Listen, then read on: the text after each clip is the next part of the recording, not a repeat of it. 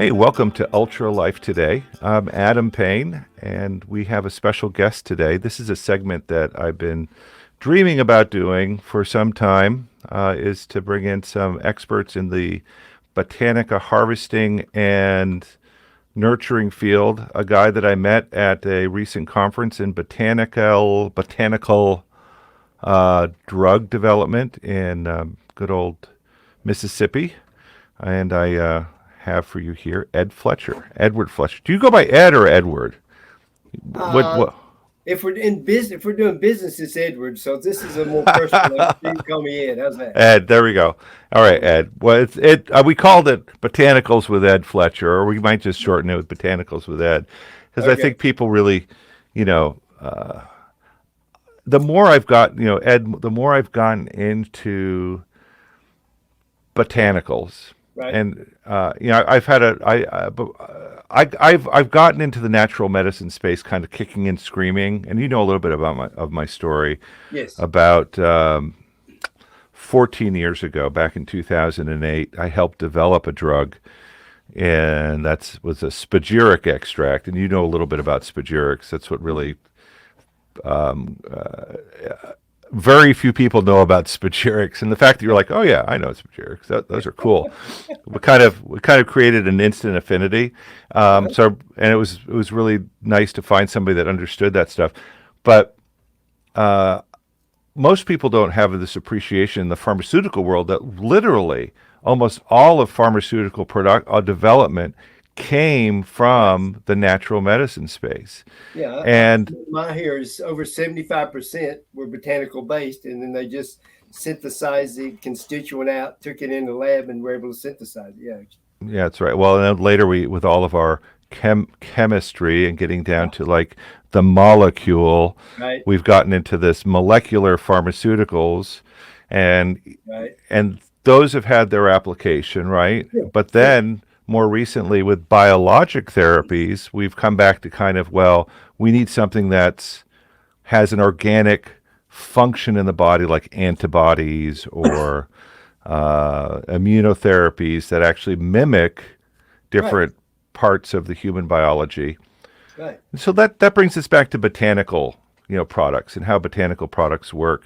So Ed, you are a board member for the American Herbal Products Association, which is one of the prestigious congresses of botanical medicinal knowledge out there.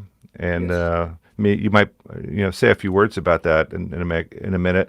You're also the president and the CEO of Native Botanicals, which is a company that focuses, to my best understanding, on the finding and procuring high quality botanical ingredients for the natural products manufacturing community.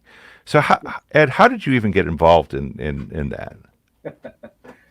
Well, first of all, I'll take them in order. So, yes, the American Herbal Products Association it's a member organization. We're members from all over the country, all over the world, actually, just not America, of people in the natural products industry, from manufacturers to growers to wildcrafters to retailers. So it's a member organization. I'm very glad to be there. I've been with APA since 1994, I think, and been on the board for the last 18 or 20 years. So it's a very good What? organization. That long? Incredible. Yeah, Okay. Wow. it's good. Super cool. So as far as getting into the botanicals, I was raised in them. Adam, my great grandfather started a native plant nursery in 1892. Hmm. Passed down to I was the fourth generation who've been running the nursery, and now my brother. We were selling these plants, growing and selling these native plants for ornamental reasons. And what's funny is through the years, I always remember some of these people calling up and say, "Hey, can I buy 50 pounds of black cohosh?" And I'd say, "We don't sell it by the pound. We sell it by the potted plant." Oh my gosh. But as soon as they said they were buying by the pound, I finally put two and two together that they were using them in a botanical product, a medicinal product. Yeah, So it makes sense. Yep. anyway, in the mid '90s, a company came to me and asked me, said, "Hey, there's a lot of pressure on our wildcrafted items these days. We wanted to bring some of these into domestication and cultivate them to have a more sustainable supply, probably, improve the quality and many things that you can do when you cultivate them. And so I went into the business there and started growing them instead of for ornamental reasons and landscaping for medicinal value. So I had to change from color and beauty and height and shape and form to, yield per acre and constituent increase in the constituents. So, and I've been doing that ever since. So the company I run now, which is my own company, Native Botanicals, that's exactly what we do. When a customer comes to us and says, I need 10,000 pounds of golden seal or black cohosh or bloodroot, whatever it is. We Hmm. go out and either procure it from the wild or we bring it in domestication and cultivate it to supply them the raw material that they further process and end up on the shelves in the dietary supplement aisle in your stores today. So, what's I mean, isn't aren't these botanical ingredients just botanical ingredients, so easy to harvest and find? I mean, I would imagine that most consumers perhaps don't have an appreciation, perhaps, for the what the difference is in quality of different botanical ingredients. True. And I think actually a lot of people would be overtly astonished, disgusted, perhaps, and I would believe surprised at how much counterfeiting is actually going on in the botanical space. I just at this recent Congress we went at, I was Mm-hmm. there were a couple of presentations that were talking about doing fingerprinting of different botanical ingredients, and over it like I don't remember what it was. I think it was a licorice or some sort of.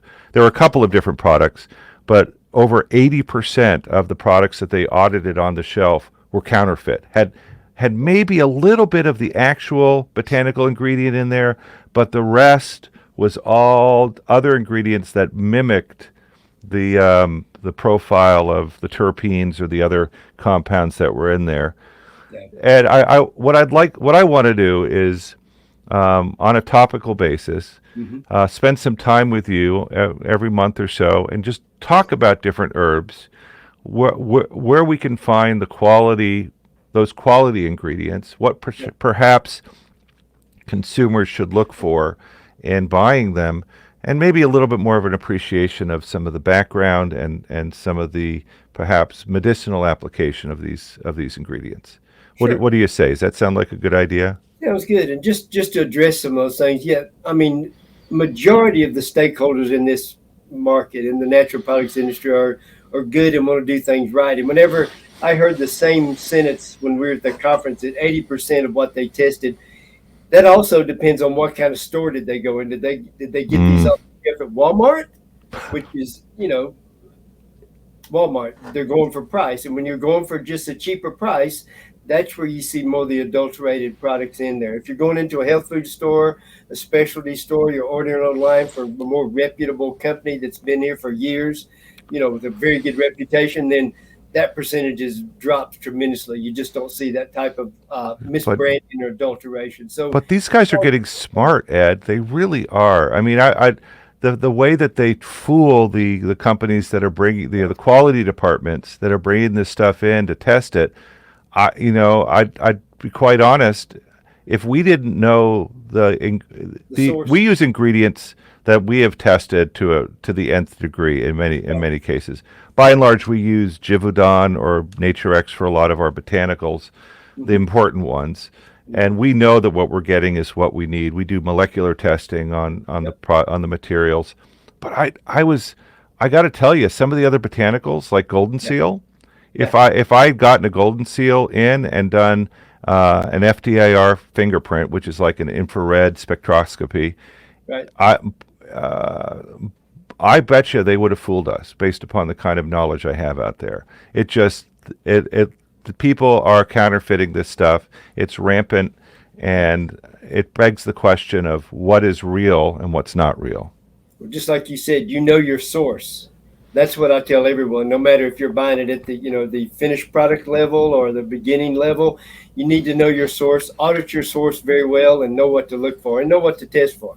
Mm. So that's very important on all of these. So yes, when you get into a higher priced item, like when I'm talking higher price, generally speaking, when I'm talking about prices, it's going to be a dried herb and it's going to be to the prices that we pay to our growers or our diggers of things.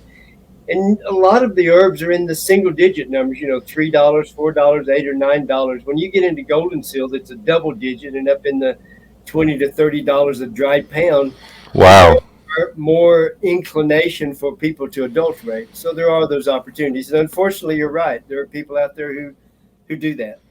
So we're gonna come back in a minute here, but I wanted to, one of the statistics that I saw, and I think you shared with me, is that the global demand for golden seal is a bigger multiple of than what is actually harvested on an annual basis, which just goes to further support the idea that most of the golden seal out there is probably adulterated or not of a high, not really golden seal. Is Yeah, that I don't true? remember sharing that with you because the numbers that we give from the American Herbal Products Association based on our members' inputs are different. So you must have received that from another. Well, I might have misheard it, but it seemed to me that the amount of golden seal that actually is the demand.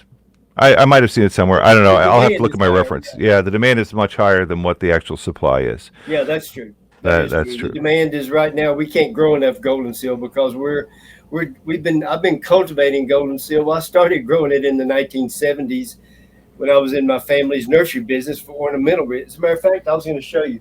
I was just out in the greenhouse earlier today and I brought in Oh a wow, golden seal. They're starting to come up. You can see the blooms are just about to start blooming there. It's an early spring bloomer, so they're getting sprouted. that's But beautiful. so I grew those as ornamental for many years. But then in the mid 90s, when I came into the medicinal industries, when we started in 1996, we planted our first crop of golden seal. We've been growing it ever since, trying to meet the market. And there's still a higher demand for cultivated uh, today than there was back then. We just can't continue to grow. All right. Well, we're gonna come back after a short break, and I guess let's Okay, dig into golden seal, kind of its history sounds good. uh, and what we look for in that product. So just stay tuned. We'll be right back. Our mission is to take nature's most beloved botanicals and enhance them with our liquid protein scaffold technology. This helps it reach your cells faster and better. With exponentially enhanced bioavailability, you'll feel better every day. Ultra Botanica, the feel-good curcumin. Welcome back to Ultra Life Today. I'm Adam Payne, CEO of Ultra Botanica, and we've been talking to Ed Fletcher about golden seal. Let's get Ed back here. All right, Ed. We in our previous segment we talked about some of the difficulties with supply of different herbal ingredients, and boy, you went to the greenhouse and you Yeah, pulled out a an example of that was golden seal, right? yeah, You yeah. I'll got it. show you You that in still a got it minute. right there. So Yeah, sure do. why is I mean golden seal has quite a history. Why is it It so does. popular? It does. Well, I let's remember see. my mom 10 Yeah, years ago, she was like, when I got sick, she'd be like, take Golden Seal. It will yeah, make you better. yeah. It's Well, it's exactly, good. exactly in that, That's right. exactly in that Jewish kind of Yeah. accent. Well, she's from Boston, so it would be more like, Oh, okay. Adam, Okay. you're sick, you take Golden Seal. Take some from my cupboard. So That's great. what is Golden Seal, Ed? Why is it so popular and why are people taking it these days? Well, I mean, golden seal is one of our native to the U.S. Oh, so and it's not also a North European Carolina. plant?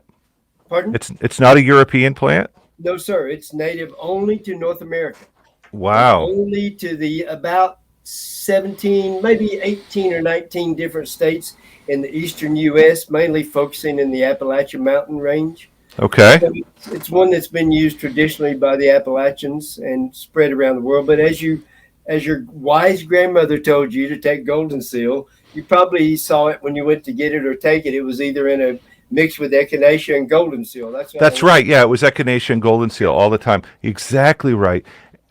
I got to ask the question because it popped. Was this part of the Native American kind Yes, of medicinal population. So how did they use it back in, pre-Columbia, right. Columbus? What was their pharmacopoeia, and how did they use it? Do you Well, know? I mean, it's a well known as an antibacterial, anticonvulsant. So they used it mostly as an antibacterial. The Indians used the roots. Uh, I know the Cherokee Indians, which is the reservation near here, and I'm part Cherokee in my blood. So Hmm. my grandmother also would use golden seal often, along with some of the other native medicinals here in the area. But it's traditionally used as a tea or tincture to influence. I'm just reading this straight out of the medicinal Sure, article. yeah. Yeah, to get it straight, to inflame mucous membranes of the mouth, throat, or digestive system. So, Interesting.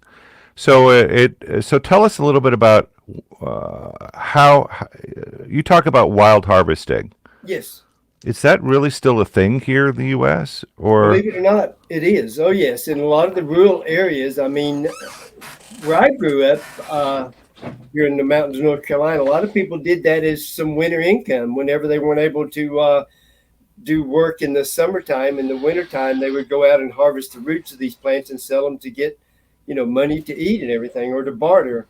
I read a Hmm. good book. I was in the process of reading a really good book about how the bartering worked, because people would dig some roots and go to their local store, and the buyer there would trade the roots for food or flour and things to eat. So literally, it has been a means of income in many ways. So That's Coleman amazing. still is.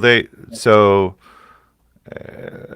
was this kind of is this I'm curious, are these people like family passing down knowledge from mother to Yes. father about where to find these things? And we talked briefly at Yeah. the conference about American ginseng, and that's going to be a topic for kind of a whole future discussion, Yes. right? Yes. Yes. So what does the plant look like, and um, how is it used medicinally right now? Is it the leaves that are used, or the sap, or is it something else? So it's a herbaceous perennial. As you saw, the green plant I Per- showed you grows up. Perennial means it grows every year, so it It keeps comes growing. back every year. Herbaceous Okay, means that it dies back every year in the winter and comes back in the spring and grows through the summer. It okay, blooms, and normally in the wild at our altitude here, it blooms around uh, late May, early June out in the hmm, wild, and then it sets a seed. And that seed is usually ripe around late June, early July. So that's when you can pick the seed and replant the seed. And then you harvest it in the fall after there's been a cold period, because what the cold does is the constituents, when the plants are growing, all herbaceous perennials, the energy is focused in the roots during the winter. And then when it sprouts and starts growing in the summer, obviously those constituents translocate through the vascular system of the plant into the herbaceous portion of the plant. well, that's So interesting. if you want to harvest something that you're harvesting the herb, you do that in the summer when it's up and growing. But with golden seal, where most of the use is for the root, you wait until we have a cold period, dormant, that kills it down, and the constituents translocate back to the root with the So sun. hold on a second. So this is Yeah, fascinating. I mean, yeah, really? yeah, So there's actually the plant essentially pulls back down from the yeah, herb that was growing all of the benefits and concentrates it back into the root. Are exactly. you serious? Oh yeah, So it's a this has fascinating been system. studied, or you Oh see yeah, it? yeah. No, I've done it. I've seen it. There's lots of studies on that, but we've tested plants, dug them 1 month throughout the growing season, and they're weaker in the roots and stronger in the herb, and then in the fall they're stronger in the roots. Oh my gosh, that is so fascinating. That So is each plant has and I've gleaned this through the years and learned it has a specific period where the constituents are located or focused, concentrated more in what part of the plant you're using. You need to know that.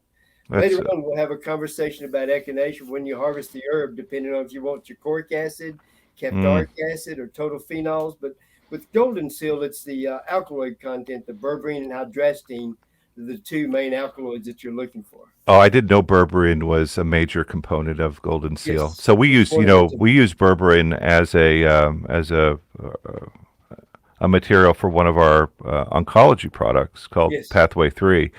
there's a lot of other. Amazing antimicrobial Oh activity. yes, and there's a Amazing. lot of other there's a lot of other good sources of berberine. And my personal opinion, if you're looking for just berberine, I would suggest look at other sources of berberine because it's much more readily available. Right, and the golden seal is going to be so much more difficult True. but you said hydrastine or hydrastine? Hydrastine. Hydrastine. Mhm. I have to write that down. I'm going to do some research on that Okay. one. Yeah. But those are the two. Most of my customers have a minimum total alkaloid content. I think it's 2.5% of berberine and hydrastine with a combination of minimum 5%, especially when they're doing extraction on the products. That makes sense. That makes a lot of sense, Ed. So I guess what we're getting at here is that the harvested part of golden seal is not the herbaceous part, Some but people the use rhizome. there's a small market where there's a Oh, small market for some people using the herb, but majority is for the root.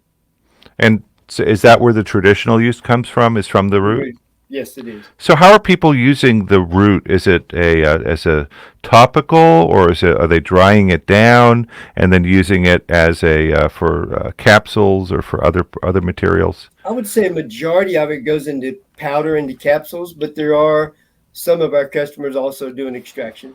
So it just Okay. depends on where Oh, yeah. so they're taking the plant and then doing a primary extraction, like Yes. 4-to-1 or something like that.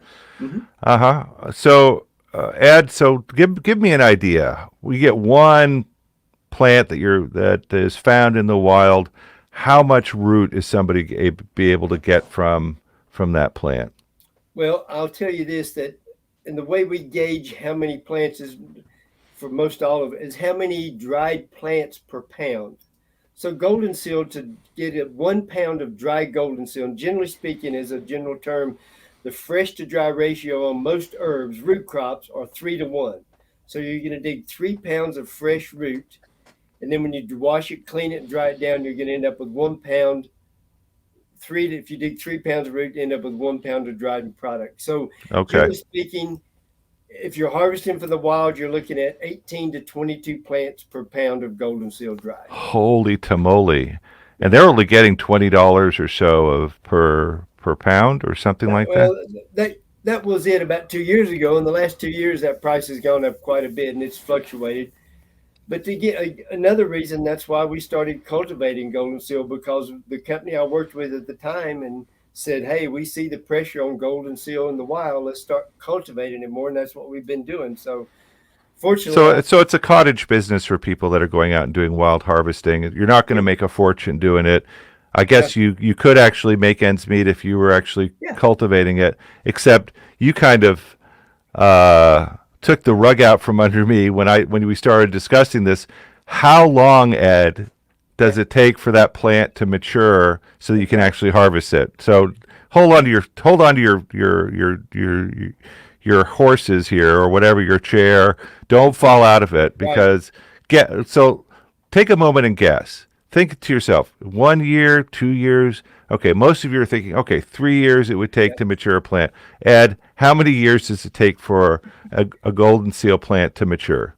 If a golden seal propagates from a seed, asexually, I mean sexually from a seed, it takes 6 to 8 years for it to Oh my bloom, gosh. mature. That's why That majority of the cultivated material we do asexual division, do root division, and you right. can do that in 4 to 6 years. But from a Oh, it's seed, instead of 8 years, you just 4 to 6 years. yeah, Oh yeah, my yeah. gosh. So anyway, I mean, it's an investment. Yeah, I mean, and Okay. we have to rotate. It's not an annual crop, so it's a rotation. In other words, we're planting this year. We're planting our seeds 22 for harvest in 2029. Oh my gosh. Yeah, That's just crazy.